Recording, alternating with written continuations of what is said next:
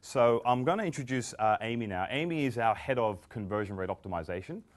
She's a qualified graphic designer, but she's also a rare breed because she also is skilled in SEO and search engine marketing or paid search. You know, so she's beautiful and talented at the same time. So, you know, she expressed to me that people that don't know the basics of conversions are the ones that generally need it most.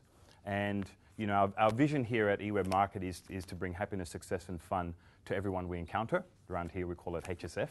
So this is a way of delivering that vision to you. So without further ado, I'd like to introduce Amy Cheng, our head of conversion rate optimization. Thanks for coming, guys, everyone. I'm really, really excited to present this to you. So my objective today is to really tell you about this service, really educate you, and help you understand in a really, really simple way so you can take it away, take this information away, so back to your office, back to your team, so you can actually really start making sales online. So let's get into it firstly. So let's just start off with a story. There's an e-commerce site here. Who actually here has an e-commerce site, so sell something online? Yeah? So this e-commerce site has a checkout page, which means so when someone adds to cart, they proceed to a certain page to buy something. And they find that this page has a high abandon rate, which means before they make a sale, they've actually left. And the page looks very simple. It looks like this. There are two fields. One is login for existing users and a button, and the other side is a register. And for some reason, the designers could not figure out why people would just not pass this page. They tried shortening the form, they tried removing everything, they tried a lot of things. So an expert came in and moved this registration button to after the checkout process, so it appeared after they bought something. And this made a massive, massive difference. So who guesses it was $50? Who guesses it was $500? Who guesses it was $500,000? A few people? It was $500 million. So a little change like this made a $500 million difference. So this is where conversion rate optimization comes in, which I like to actually call it CROW, which is why we're referring it to. So this is what it's about. It's about making these changes, making these types of revenue figures for your business. So just a bit about myself. I worked with a handful of clients, including Bingley and Strandbags, and Orion. I believe you're in the crowd somewhere here as well. So each of these campaigns are different in their own ways. Some are recommendations similar to this, some are more design changes. But with each of these campaigns, my objective is to increase the amount of revenue made online. So I'm here also to help you do the exact same thing. So is everyone ready to make the $500 million button? Hands up, everyone. I want everyone to participate. Yes, yes. Okay, good. So today I'll cover exactly more detail for what CROW is about, how it actually plays a part in your business success, how to have 3 solutions, really simple solutions to increase revenue to your business instantly. We'll have a little game, and I'll also ask for your participation. Otherwise, I'll pick you up from the crowd and put you on the spot. I'll also show you some tools so you can actually do it yourself from the office, and take all this information and give you kind of a plan so you know how to start. So,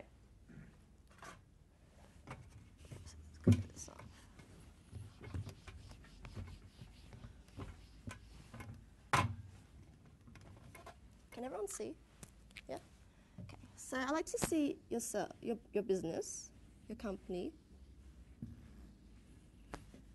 as a bucket, an empty bucket, which has a lot of potential to be filled with revenue, sales, traffic, etc. So the liquid that's come in from, say, a tap is representative of your customers, money, then this is efforts from your SEO, traffic driving campaigns. So in the ideal situation, you want your bucket to be filled with a brim with this potential. However, I have found that a lot of websites out there actually have holes which cause the potential to leak out. And this potential goes to your competitors' buckets. So I want to teach you methods to seal up these holes so that you have brimming with potential. But I don't want to teach you how to just make a bucket, like not leak anymore. I want you to make your business a fountain. I want your traffic from SEO, from social media, from your PPC campaigns, flow into the fountain, overflow into another basin, and then flow into another basin, so you're just growing and growing non-stop. Yes or yes? Yes. Yes. So I've kind of broken this down in a 3-way strategy, and I like using analogies, and I like to use conversion rate is kind of like picking up on a first date. So there's 3 steps to make a conversion, which is similar to 3 steps to get some action at the end of your date. So the first step is you need to impress your customer with first impressions. The next step is you've got to engage with a good conversation so your date doesn't run away halfway. And the third part, which everyone likes where the money comes in, is the action. So the first step is to make a really good first impression. So who here has gotten nice or bought a new suit for their first date or any date? Anyone? Come on, really? Okay, who hasn't? Who's not going to put any hand up at all? Okay, so for the people who hasn't, I was going to ask you, are you still single? So I think we can all say that it's very important to actually look good for your first date, and the same applies for your website, because your website's working for you 24 hours, 7 days a week. So you have to look good. And because there's research that 50% of sales are lost because of poor appearances, the first impressions. Why? It's because when a user lands on your website, they make your first impression. They determine whether to find out more about you in 1/20th of a second. This is a very, very quick time. And how to make this first impression count? The first thing users see is the image on your website. Because I'm going to show you some examples of websites that do it poorly, because I want you to have a look at and think of your website and think, do I do this? Oh yeah, I do. I've got to change this. So here I have an example of a hero shot used, so the main headline, head image. Can anyone guess what they do? Somebody? Robert? Recruitment? Yeah. So they sell stock photography. Stock photography? Any other guesses? Joe? Josephine? Law? Any guess? Law? Law? IT. IT? All incorrect. They sell accounting software. So if you did not see the heading, if you did not see the content, you wouldn't know what they do with that image. It's a poor choice of image.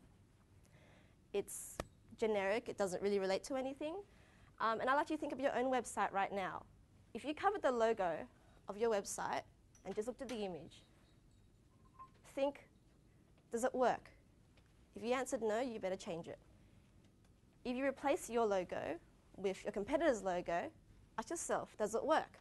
If you answered yes, you better change it, because it should be unique to your business. You know, this is the memorable point. It needs to stand out. Yes or yes? Yes. Come on, louder. So here I have an example of a grand piano. What words are generally associated with grand pianos? Music? Luxury? Anything? Expensive? Prestigious? So if your company was to sell grand pianos, you want to be seen as prestigious, luxury, and grand, right? So here I have an example of a website that sells grand pianos. It doesn't really look luxurious, grand, or any of those words we just used. But that's not the important part of it. The part of it that's important is your competitor, which actually looks grand, luxurious, and very, very nice. And why this is a problem is because if you're this website, you're kind of the troll of your industry, whereas your competitor is the George Clooney. So if you're on a date, your mate's not going to go for this. They're going to go for the George Clooney, yeah? So does everyone want to be the George Clooney of the company, yeah? Yes or yes? Yes.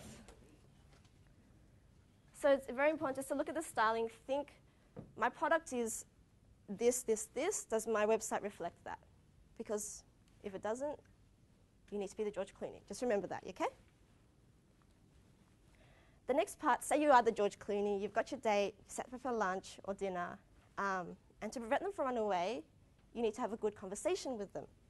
And this can be done with good content on your website. Because I want you to ask yourself, the content on your website right now, is it boring, wordy, or confusing? Because if it is, your date or your lead is going to look like this and go somewhere else. So content writing is a new presentation by itself, but in the handout I've given you, there's actually a do-it-yourself content writing, which follows a formula called the AIDA rule, which stands for attention, interest, desire, and action. And that will help you. If you follow that rule or get your team to follow that rule, you'll make really effective content. So moving on. So this is the part that everyone likes. And it's the purpose of your date, really, is to get some action at the end of it. So to get action, either on a date or on a website sale, you need your customer, your lead, to trust you before they do anything. Because you can say as a company, I am the most trustful company in the world. You don't need to worry about me at all. My competitors are not distrustful. They won't believe you because you're just another company trying to sell them something. So I'm going to show you some strategies, some techniques, very subtly to kind of back yourself up to make you really trustful, because trust is such an important factor for that final step, for the action.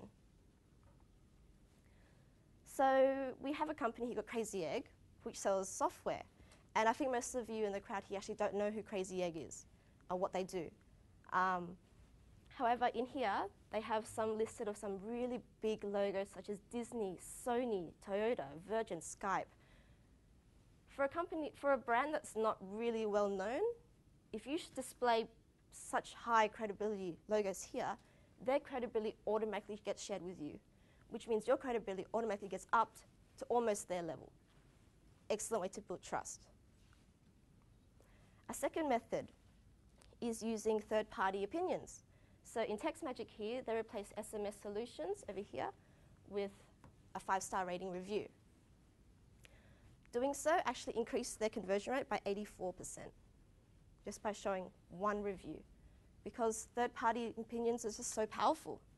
And I think you can all do this. Call up a client or just want someone who just purchased you and ask for their feedback. Ask for permission to put on your website, because it will really get you the sales that you need. Does anyone know what these logos are? Has anyone seen them before? Yeah, everyone nods. These are like internationally known logos that represent online security. If you have an e-commerce site and you don't have these on your site, I highly recommend you get it in. Why? Because they represent security, you're very trustful, and the information is very, very secure. If you have the VeriSign logo on your website existing already, you've probably just increased your conversion rate by 24%, because it's just so well known. And with the McAfee, approximately 5.5% average. This is from research they've done in their own studies. So have a look at them, research them, and just really get them implemented. I really encourage it. Okay, next one's the herd instinct.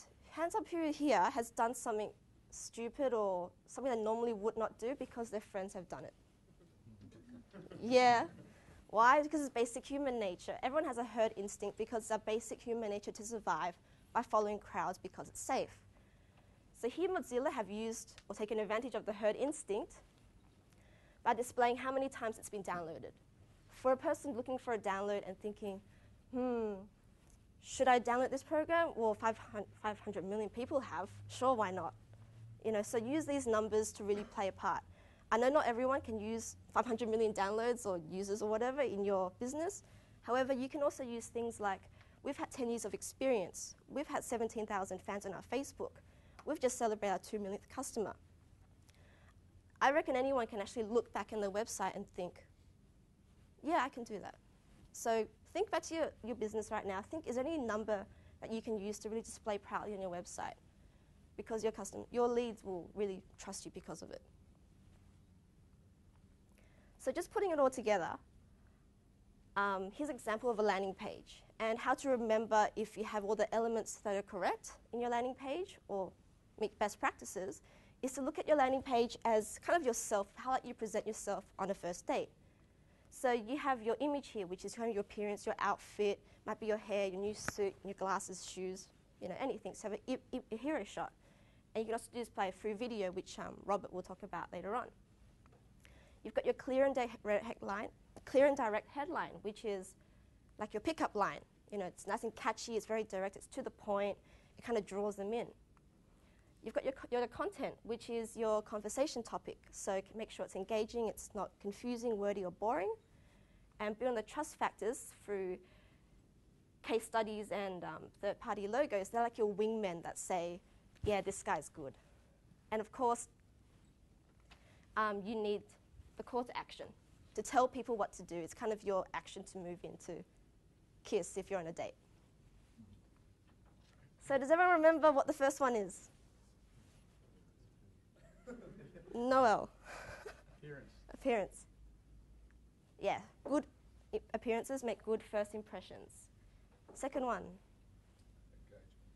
Engagement, yep. Desirable content that engages your date or your lead. And the third part is? Action.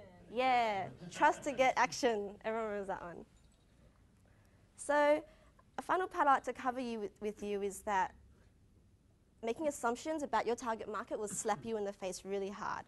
And what I mean by assumptions is having someone in your company, your family member, your brother, your neighbor, your sister, your brother, your friend tell you, I think your customer likes this. I think you should make your web page look like this. This is an assumption. You are assuming believing an assumption what your customer actually wants. And by doing so, it will harm you. You can solve this by doing something called A/B testing, which is getting your traffic, splitting into two groups, showing them different versions of what you like to test, and measuring the performance of them. And why this is good for avoiding assumptions is you can see right away as soon as you implement the test if it's going good or is it bad. So you're not just waiting 12 months down the track going, oh my God, this change just caused me a loss of $1 million. Yes? So here I have two examples. The difference that this website made is the headline. So one is businesses grow faster online, and one is create a web page for your business. Hands up who think the first top one did better. Hands up higher. Yeah? Hands up who the second one did better. The second one did better. So for those who chose the first one, you just lost 85% potential revenue. Second one, the difference is play right now button, instant demo. Hands up who the left one did better. Hands up higher. Yeah? And the other one? It was that one. And if you chose this one, you would have lost 84% potential revenue. iCoupon blog, the difference is this one has no secure symbol. This one does. Hands up for the top. Hands up for the bottom. Oh, it was the top one.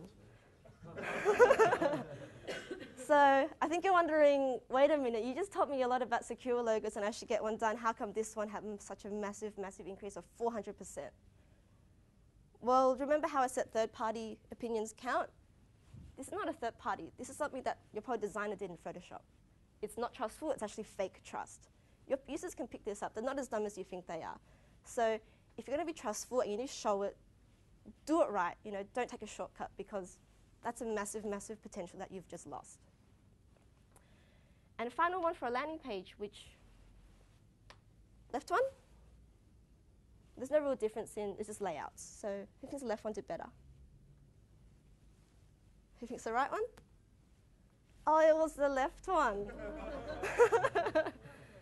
And that was 60% potential revenue. So see, for most of us, we would not know what the difference is, but it seems like your target market actually has a big difference, and they prefer this one and they make more sales. So testing, testing, testing is very, very important. So here are some do-it-yourself revenue-making tools. They're more information inside your actual handout. I won't go through this in too much detail because we don't have a lot of time left. But in your handout, I have a checklist made for you, which is something I use as well when I review websites. So in this checklist, ideally, you should be able to tick all these boxes. You know, I'd like you to look at the checklist right now and think, how many of these does my website tick? And your ultimate goal is to check all of them. So yeah, I really want you to take it back to your team or take it back to your company, wherever, whoever you want to give it to, and get these all done out, because these will fill the holes in your bucket. Also on the page there, I have some tools which you can use which don't require any technical knowledge. So if you don't know what HTML, JavaScript means, these are perfect for you. User testing is a website which you just sign up to. You pay per user. You give them a task. For example, imagine yourself as a homeowner and you're looking to buy a first home. Use a calculator and find out the number that you can borrow. And then from there, you actually can watch your user use your website and give you feedback on how well you've done it. And from doing this, you can actually see what holes actually happen in your website, and from there, improve it. Visual Website Optimizer is an A/B testing software which is easy, really, really simple to use. If you can use Microsoft Word, you can use this. That's how easy it is. There's also a 30-day trial on it, so the URL is in your handout, so I encourage you to check it out. So that's to avoid the assumptions. Crazy Egg and ClickTail are two analytical softwares which allow you to track where people's mouse moves a page. So how this applies to your website is, for example, you have a nice red call to action button on your website which says, click here for a free inquiry. If you see in these programs that there's no actual clicks around that area, you know, maybe I should move it, maybe I should remove all those flashing banner ads around it to get more conversions, okay? So what now? So taking out all this information together, how do you actually start implementing it and doing it right? First step is to find out what you want to do. Do you want to get more sales? Do you want to get more inquiries? Do you want to get more newsletter subscribers? List these all down and make a separate landing page for each of them. Because if there's anything I want you to take away today, is for one page, one objective. If one landing page, you want them to become your Facebook fan, you want them to make a phone call, you want them to become a newsletter subscriber, you want them to buy that product that's on special, they're not going to do it. They're going to get so confused with so many overwhelming things. One landing page to get dedicated to one objective, okay? Next one is to set up the revenue-making tools, or the do-it-yourself tools I just covered before, and track how well is it performing currently. Next one is to do the checklist that I gave you, really use it. I promise you that it will help your business a lot. Fix what you can. In the checklist, if you don't have a hero shot, put one in. Just get it done, yeah? Don't bother testing it at this stage. If there's a massive problem, just fix it and fine-tune it later. And then after you've done this, go back to step 2 and have a look, did it actually make a change? Did it actually get more clicks on this certain button? And then go from there. And then from there, you can go test, and refine different images, maybe use people in your hero shots, maybe just use a headline and see what works. Yes or yes? So is everyone going to use the tools I gave you? Yes or yes? Yes. So let's have a summary. So getting conversions is like first date is like dating. The first step is to make a good first impression. The second part is make desirable content. Next one, make trust to get action. So you can avoid assumptions by doing some testing. Louder. Testing. And use the conversion tools. So that's it from me today. I will hand you back to Jeff.